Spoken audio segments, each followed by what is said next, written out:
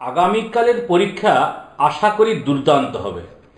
কেন বলছি না, আমরা যেভাবে তোমাদের প্রশ্নপত্র সাজেশন দিয়েছি, যদি যারা কন্টিনিউ ফলো করেছো, আমি তাদের এইটুকু আশ্বস্ত করতে পারি যে কালকে 100% মার্কস তুমি নিয়ে আসবে। তো আমরা সেই রকমই একটি প্রশ্ন তবে দেখব। তো খেয়াল রাখবে, এই প্রশ্নটি কিন্তু মাধ্যমিকের সব পেয়ে যাবো এমন ভাবার কোনো কারণ নেই। তো আমরা একটা মডেল প্রশ্ন নিয়ে আলোচনা করছি, উত্তর সহ বিকল্পগুলির থেকে সঠিক উত্তর নির্বাচন। এখানে 14টি এমসিকিউ থাকে এবং 14টিই করতে হবে। নিশ্চয়ই জানো, লেখার পদ্ধতি আমরা সব আলোচনা করেছি। বাম দিকে মূল দাগ নম্বর, তারপর অপশন বা ক খ গ ঘ, তারপর উত্তর, ওকে, পরপর। এবং এই পাতাটাতে শুধু এমসিকিউ প্রথম পাতায়, দ্বিতীয় পাতায় তারপর তোমরা এসএকিউ করবে। তাহলে প্রথম পাতায় কি কি আসছে দেখা যাক। তাহলে আমাদের প্রথম প্রশ্ন, যে প্রক্রিয়ায় ভূমির উচ্চতা হ্রাস পায়, মানে উচ্চতাটা কমে যাচ্ছে, তাহলে সেটা হবে কি না অবরোহণ। নেক্সট, উষ্ণ মরুভূমির শুষ্ক নদীখাত ড্যাশ নামে পরিচিত। তাহলে এটা শুষ্ক নদী খাত, অর্থাৎ নদীর চিহ্নটা থাকে, তার মানে এটা হবে ওয়াদি। বায়ুমণ্ডলে ওজোন গ্যাসের অস্তিত্ব প্রমাণ করেন বা আবিষ্কার করেন কে? স্কোনবি। ঠিক আছে।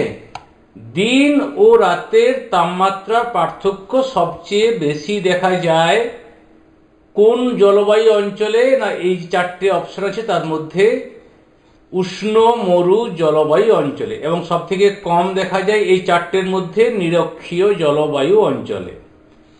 এলনিনোর সর্বাধিক প্রভাব দেখা যায় প্রশান্ত মহাসাগরীয় অঞ্চলে। বিশ্বের বৃহত্তম মগ্নচড়া, উত্তর ক গ্র্যান্ড ব্যাংক। বর্জ্য ব্যবস্থাপনার ধাপগুলি হলো, দেখো, বর্জ্যের পুনর্ব্যবহার বলেছে, পুনর্নবীকরণ বলছে, পরিমাণগত হ্রাস, তার মানে সবগুলি। কর্ণাটক মালভূমির ঢেউ খেলানো ভূভাগ। এই প্রশ্নের উত্তরটা অবশ্যই তোমরা আমাকে কমেন্ট করে জানাবে। স্বাধীন ভারতের প্রথম বহুমুখী নদী পরিকল্পনা, ডিভিসি, অর্থাৎ দামোদর ভ্যালি কর্পোরেশন। ভারতের সিরোজেম মৃত্তিকা দেখা যায়, সিরোজেম মৃত্তিকা তার মানে কোন মৃত্তিকা? না উষ্ণ মরু অঞ্চলে, তার মানে এটা এখানে। মোট চা উৎপাদনে ভারতের প্রথম রাজ্য, টোটাল যে চা প্রোডাকশন হয় তার উত্তর হচ্ছে অসম। পূর্ব ভারত থেকে পশ্চিম ভারতে স্থানান্তরিত হতে দেখা গেছে এমন একটি শিল্প, একটাই শিল্প আছে এখানে, সেটা হচ্ছে কার্পাস বয়ন শিল্প বা বস্ত্র বয়ন শিল্প। ভারতের জীবন রেখা, এটা কিন্তু রেলপথ। যদি এটা পৃথিবীর হতো তাহলে এটা হতো জলপথ। ভারতের সর্বেক্ষণ বিভাগের সদর দপ্তর, সার্ভে অফ ইন্ডিয়া, এটা হচ্ছে দেরাদুন। 14টা প্রশ্ন শেষ। তুমি চলে এসো তোমার সেকেন্ড পেজে, দুভাগে ভাগ করে নাও।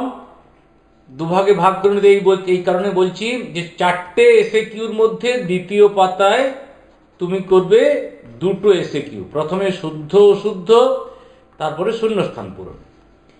আচ্ছা, গঙ্গা নদীর বদ্বীপ প্রবাহে অশ্বক্ষুরাকৃতির হ্রদ দেখা যায়, এটা অবশ্যই শুদ্ধ।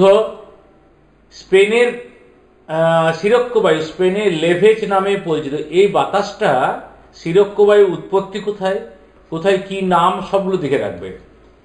পুরনো খবরের কাগজ দিয়ে ঠোঙা বানানো, পুনর্নবীকরণের উদাহরণ।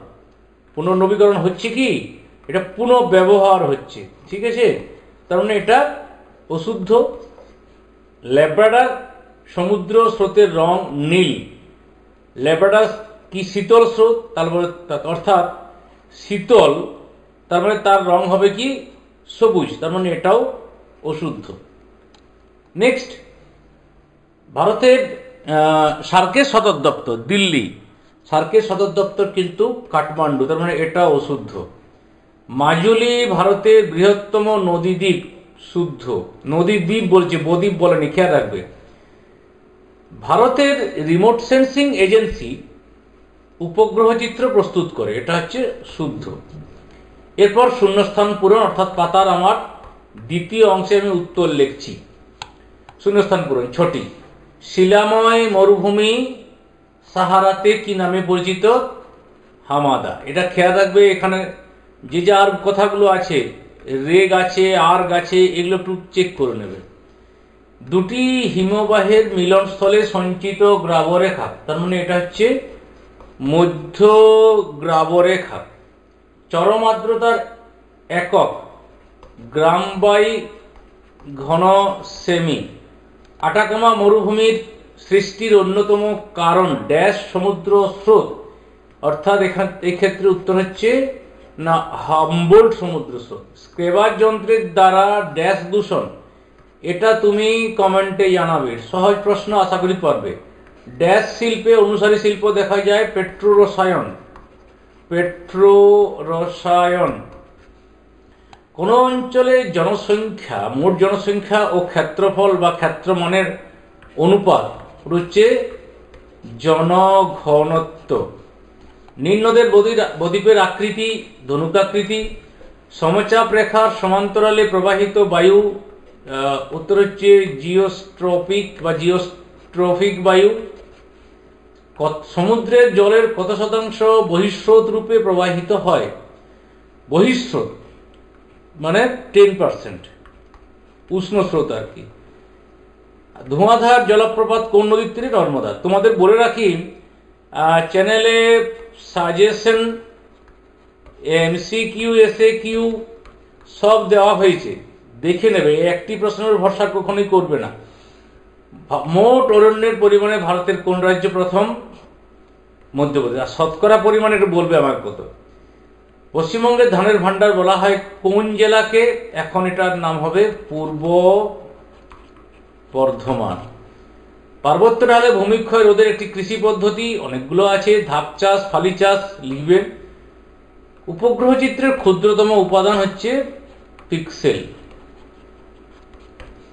এরপর ডান দিক বাম দিক মেলানো, অর্থাৎ আমরা তৃতীয় পাতায় দুটো অ্যান্সার করছি। উপর দিকে দুয়ের কথায় উত্তর, নিচের দিকে ডান দিক বাম দিক মেলানো। এই জায়গাটা কিন্তু ফাঁকা থাকবে, কারণ এখানে যিনি পরীক্ষক তিনি তোমাদের নাম্বার দেবেন। তাহলে আমার তৃতীয় পাতা শেষ হচ্ছে এখানে।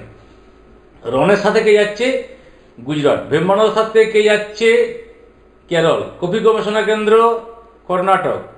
বৃহত্তম বৈদ্যুতিক রেল ইঞ্জিন পশ্চিমবঙ্গ, মানে চিত্তরঞ্জন রয়েছে। এরপর আমরা 2 নম্বর মানে 6টি প্রশ্ন দেখব। পর্যায়ন বা পুঞ্জিত ক্ষয় কাকে বলে? আমি একটু বেশি দিয়েছি। জলবিভাজিকা বা মরুকরণ কাকে বলে? খেয়াল রাখবে, এখানে উদাহরণ মাস্ট, কারণ উদাহরণে হাফ মার্কস থাকবে, নতুবা তুমি 1.5 নম্বর পাবে সঠিক লেখা সত্ত্বেও। উপত্যকা বায়ু কাকে বলে বা শৈবাল সাগর কাকে বলে? বিষাক্ত বা তেজস্ক্রিয় বর্জ্য কাকে বলে? ভার্মিক কম্পোস্ট বলতে কি বোঝো? মৌসুমী বিস্ফোরণ বা পশ্চিমী ঝঞ্ঝা বলতে কি বোঝো? কৃষি বনসৃজন বা সামাজিক বনসৃজন? কৃষি বনসৃজন আর সামাজিক বনসৃজন কাকে বলে? আদমশুমারি বলতে কি বোঝো? ধারণযোগ্য উন্নয়ন কাকে বলে? সক্রিয় সেন্সরের উদাহরণ দাও। মিলিয়ন সিট, ডিগ্রি সিট, ইঞ্চি সিট কাকে বলে? তাহলে এগুলো 2 নম্বরের গেল 6টি প্রশ্ন। ঘ বিভাগ, এই 2 নম্বরের প্রশ্নের জন্য উত্তরের জন্য তোমার সর্বাধিক 2 থেকে 3টি পাতা লাগবে, মানে এখানে ম্যাক্সিমাম তুমি 6 নম্বর পাতা পর্যন্ত শেষ হলো। এরপর 3 নম্বর মানের প্রশ্ন, সব নদীর মোহনায় বদ্বীপ গড়ে ওঠে না কেন? পার্থক্য লেখ স্থলবায়ু সমুদ্রবায়ু। বর্জ্য ব্যবস্থাপনা স্ক্রেবারের ভূমিকা। উৎস অনুসারে বর্জ্যের উদাহরণ সহ শ্রেণী বিভাগ। আরেকটা প্রশ্ন দেখবে, এটা কিন্তু সাজেশন মাস্ট, সাজেশন দেখবে, বারবার বলছি, একটি প্রশ্নের ভরসা করবে না। বৃষ্টির জল সংরক্ষণের উদ্দেশ্য, নগরায়নের 3টি সমস্যা বা ভারতের তথ্য প্রযুক্তি শিল্পের উন্নতির 3টি কারণ। পার্থক্য লেখা জিও স্টেশনারি এবং সানসিনক্রোনাস। আর ভূ বৈচিত্র্য সূচক মানচিত্রে ব্যবহৃত বিভিন্ন স্কেলের উল্লেখ করো। তোমাদের আমি আবার মনে করাচ্ছি, অনেক প্রশ্ন রয়েছে, সাজেশন অবশ্যই দেখবে, তাহলেই কিন্তু 100% কমন পাবে বড় প্রশ্নের ক্ষেত্রে, এটা আমার বিশ্বাস। এরপরে আমরা উপবিভাগে এলাম। তার মানে তোমার এখানে 4টে প্রশ্নের সর্বাধিক 4টা পেজ লাগবে। 6 4 10 নম্বর পেজ শেষ হলো, 11 নম্বর পেজ স্টার্ট হচ্ছে এখান থেকে। একটি পেজের জন্য, একটি প্রশ্নের জন্য তোমার 2.5 পেজ করে লাগতে পারে, অর্থাৎ 4টে প্রশ্ন, মানে 10টা পেজ ম্যাক্সিমাম বলছি আর কি, তাহলে 21 পেজ, অর্থাৎ 16টা পেজ 14টা পেজ থেকে তুমি দুটো লুজ 3টে লুজ নিতে হতে পারে যারা একটু বড় বড় লেখো। আর যারা ছোট লেখো তাদের একটা কি দুটো লুজ নিলে শেষ। হিমবাহের বা নদীর ক্ষয়কার্যে সৃষ্ট 3টি ভূমিরূপ আমি ব্যাখ্যা করেছি, কোন 3টে লিখতে হবে, উত্তর দেওয়া আছে। বৃষ্টিপাতের শ্রেণীবিভাগ করে যে কোনো 2 প্রকার, এটা 2 প্রকার না এসে 1 প্রকার আসতে পারে। অথবা বায়ুমণ্ডলের স্তর বিভাজন করে যে কোনো 2টি স্তর সম্পর্কে আলোচনা করো। চাপ বলয়ের সঙ্গে পশ্চিম বায়ুর সম্পর্ক বা নিয়ত বায়ুর সম্পর্ক, জোয়ার ভাটা সৃষ্টির কারণ। আর একটা প্রশ্ন অবশ্যই দেখবে, সেটা হচ্ছে সমুদ্র স্রোতের প্রভাব। সমুদ্র স্রোতের প্রভাব। এরপরে চলে এলাম আমরা 5.2-তে। এখানেও 2টো প্রশ্ন করতে হবে, 4টে দেওয়া থাকবে। পূর্ব ও পশ্চিম উপকূলের সমভূমির মধ্যে বৈশিষ্ট্যের মধ্যে পার্থক্য, আর উত্তর ভারত দক্ষিণ ভারত নদ নদী হিমালয় এগুলো দেখে রাখবে। কফি, গম, চা উৎপাদনের অনুকূল ভৌগোলিক পরিবেশ, এটা ভৌগোলিক না এসে হয়তো প্রাকৃতিক আসবে। 5টি পয়েন্ট মাস্ট, অর্থাৎ 5টি পয়েন্টের জন্য 5 নম্বর তুমি পাবে। তাহলে 5টি পয়েন্ট: উষ্ণতা, বৃষ্টিপাত, আবহিক অন্যান্য আবহিক অবস্থা, মাটির প্রকৃতি এবং ভূমির প্রকৃতি। এই 5টি পয়েন্ট লিখতেই হবে। পূর্ব ভারতের লৌহস্ফীত কেন্দ্রীভবনের কারণ, অসম জনবন্টনের প্রাকৃতিক কারণগুলি আলোচনা করো। তারপরে ম্যাপ পয়েন্টিং। এই ম্যাপ পয়েন্টিংটি করবে কিন্তু MCQ এবং SAQ করার পর, সবার শেষে কিন্তু রাখবে না। একে পদ্ধতি বলে দেওয়া আছে, সাজেশন দেওয়া হয়েছে, সেটা দেখে নেবে। কি কি দেওয়া রয়েছে: শিবালিক, তৃষ্ণা, লোহিত মৃত্তিকা অঞ্চল, শুষ্কতম অঞ্চল, সর্বর্গীয় অরণ্য অঞ্চল, এগুলো রয়েছে। আশা করি অনেকটাই কমন পেয়ে যাবে। এই প্রশ্ন থেকে হয়তো কমন পাবে। আর বাকি প্রশ্নগুলো তোমাদের দেওয়া হয়েছে, ডেসক্রিপশনে লিঙ্ক থাকলে অবশ্যই দেখে